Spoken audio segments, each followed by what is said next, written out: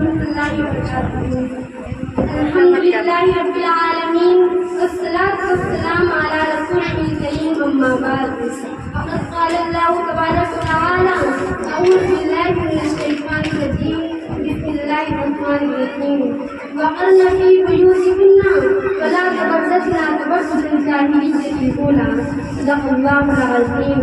قال النبی صلی اللہ علیہ وسلم رب قاسیات نواریات یوم القیامہ او کما قال علیہ الصلوۃ والسلام۔ علی وقار اور میری پیاری بہنیں، السلام علیکم ورحمۃ اللہ وبرکاتہ۔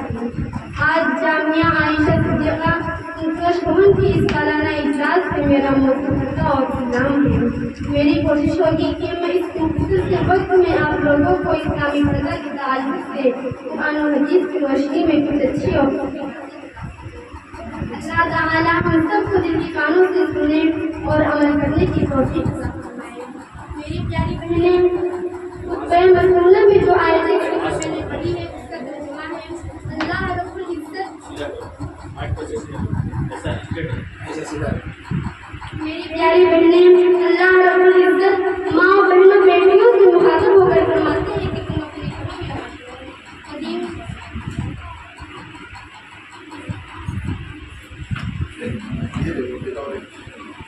میں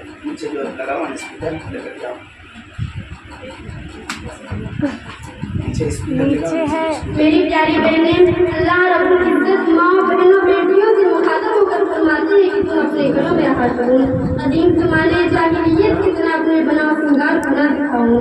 میری پیاری بہنیں، مرد عورت کی جسمانی اصلاح قوت و توانائی میں بہت بڑا فرق ہے، اسی وجہ سے دونوں کی ذمہ داریوں میں بھی فرق رکھا گیا ہے۔ اگر عورتوں کو مالی فراہمی اور اس کے زمینوں سے آزاد رکھنے کے پیچھے بھی یہی حکمت عملی ہے کہ عورتیں محنت مشقت والے کام اپنی جسمانی اصلاح کو حیثیت کے اعتبار سے نہیں کر سکتی، اور اگر پھر فرض کرنا بھی چاہیں تو بڑی مشکلات کا سامنا کرنا پڑتا ہے۔ البتہ آج دیکھا بھی یہ جا رہا ہے جو عورتیں مغرب کے شور و غبار سے متاثر ہو کر مرد کے شانہ بشانہ مارکیٹ میں کھڑی ہونے کی کوشش کر رہی ہیں، ان کی حالت قابل رحم اور گھریلو معاملات انتہائی پریشان کن بنے ہوئے ہیں۔ یہاں یہ بات بھی عرض کرتے چلوں گی کہ حسب ضرورت عورتوں کو شریعت کے دائرے میں رہ کر ملازمت سے منع نہیں کیا گیا ہے۔ یہی وجہ ہے آج بھی ہماری بہت سی بہنیں مختلف آفسوں کمپنیوں میں ملازمت کر رہی ہیں۔ میری پیاری بہنیں، ہمیں شکر میں مہار کی طرح نہیں چھوڑا گیا ہے کہ ہم جب چاہیں جہاں چلے جائیں، بلکہ شادی جیسے مقدس رشتہ کو اللہ تعالیٰ نے متعارف کرایا ہے۔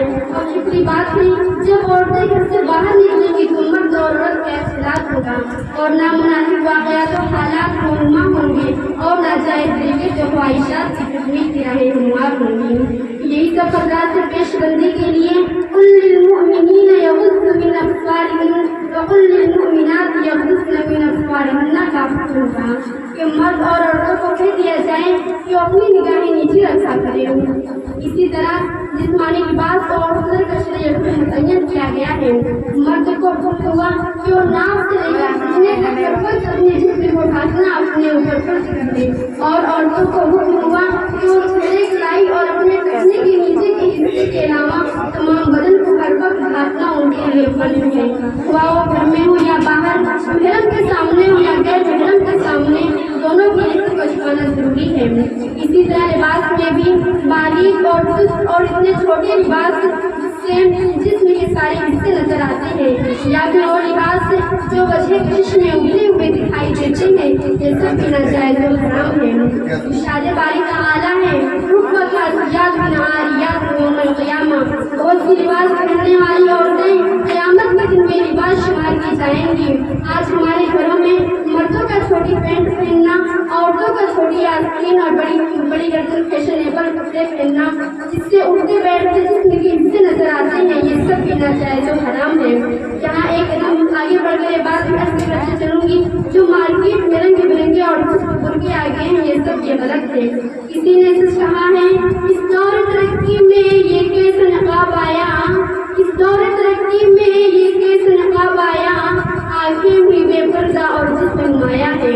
میری جان سے زیادہ عزیز بہنیں، حیا ایمان کا ایک اہم حصہ ہے، اور آج مردوں کو تو چھوڑیں ہم عورتوں سے یہ خود ہوتی جا رہی جاتی ہے۔ عورتوں کا بے محابہ نقی لباس پہن کر بازاروں میں گھومنا آخر یہ کس بات کی طرف اشارہ کر رہا ہے؟ اللہ کے نبی صلی اللہ علیہ وسلم نے ارشاد فرمایا، جب عورتیں گھر سے باہر نکلتی ہیں تو شیطان اسے صرف پھولتا نہیں بلکہ غیروں کی نظر میں مزید خوبصورت ناقص پیش کرتا ہے۔